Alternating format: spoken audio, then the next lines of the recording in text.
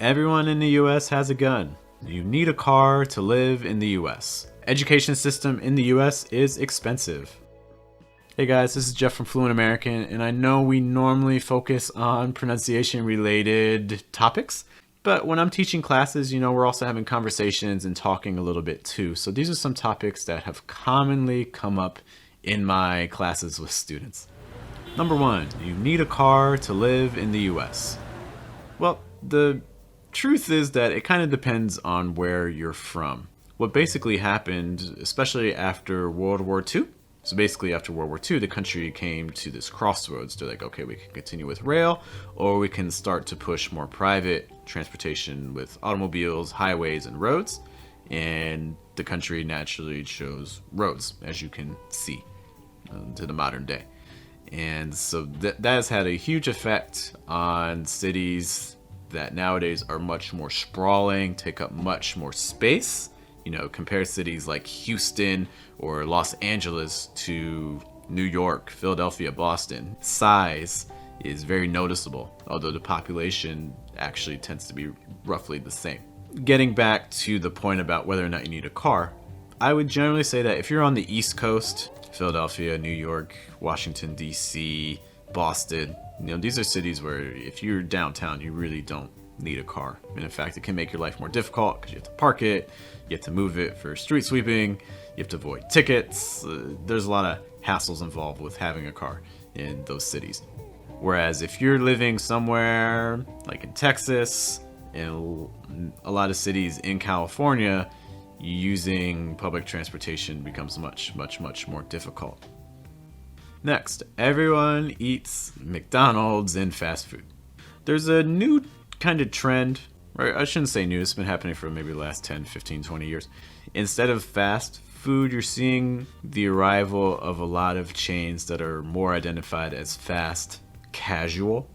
Now, there's lots of similarities with fast food. You can still get lots of deep fried things and burgers. But the options have also increased to include a lot more organic ingredients, a lot more vegetables, a lot of styles of cooking, for instance, from the Mediterranean or from Asia. In addition to also just kind of changes in just the traditional American dishes as well to make them healthier, use less oil, use less frying, and things like that. So again, you can still find lots of people that do eat fast food, but the fast casual chains, while maybe still not as healthy as preparing your own meals, I think in general can provide a healthier alternative. Everyone in the US has a gun. According to research, this isn't true. About a quarter to a third of people own guns, which some people may still think is pretty high, but it's not everybody. Most people do not actually own guns. Additionally, if you look up the amount of people who are looking for tighter gun regulations in the US, it's actually the majority. It's over 50% of people would like to see more regulations passed. Now, if you're not sure, why are guns such a prominent part of American culture, or why do they receive so much emphasis? Part of that's probably from the media, but the other part too is that it's history. A big portion of how the U.S. was founded was through fear of government. There was fear that the government could, take over your lives and things like that. So people wanted a way to arm themselves.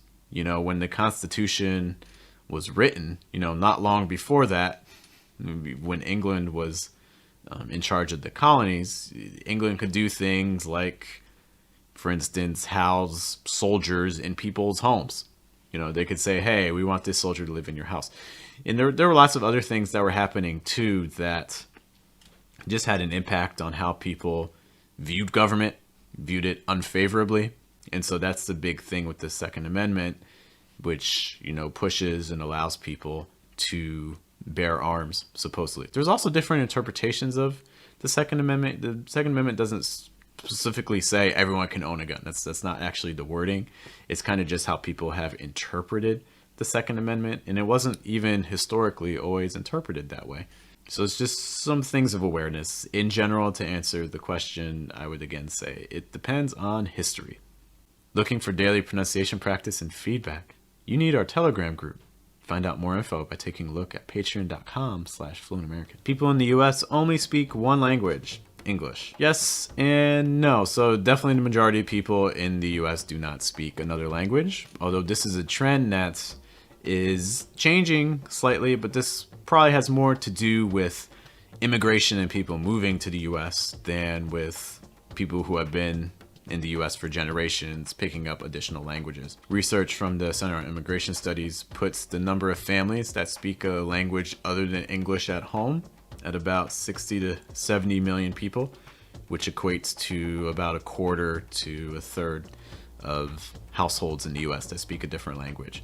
Now, this also needs to be qualified too, because what you generally see with languages is you see that, you know, if a family immigrates to the US and the parents want to speak their native language to their kids, that native language is typically lost within 1 or 2 generations. And this is a pretty common trend. So it's definitely difficult to maintain a language, though not impossible. Lastly, the education system in the US is expensive. Yes, it's extremely expensive, especially when you're talking about university and college costs. Just to give the average amount of debt, the average amount of college loans. So again, in the US, many students take out loans to pay for their college education. And the average amount is $30,000. So when a person graduates, if they graduate, it's very possible that they're going to have over $30,000 in debt. And of course, this also depends on the field as well. So for instance, if you go to med school or law school, your bills can often total or even exceed $150,000 or $200,000.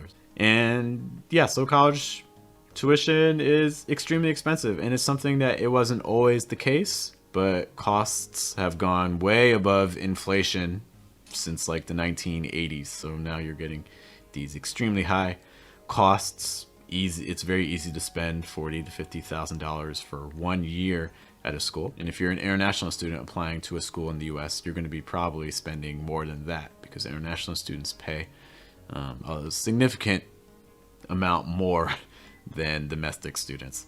Part of the thing that makes college loans more difficult in the US is the fact that the interest rates are very, very high. When I had loans, they were about 6.8%. So obviously that's a high percent. You know, if you're paying 6 to 7% in loans every month, that definitely can add up quickly. Now they do have different payment plans. So for instance, they have an income-based repayment plan. Part of the issue though is that even though they modify the amount you pay based on the amount that you make in a year, sometimes that's not enough to cover the interest payments. So even though you can make every single payment for 2, 3, 4 years, but actually end up owing even more. So for instance, you start off owing like $30,000, but then after 4 or 5 years, maybe you actually owe like $35,000, $36,000 just because of the interest payments. So obviously it's a problem. You see lots of people now that are really pushing the government for reform. Have other questions about living in the US or American culture, be sure to leave them in the comments and maybe we'll respond to it in a future video.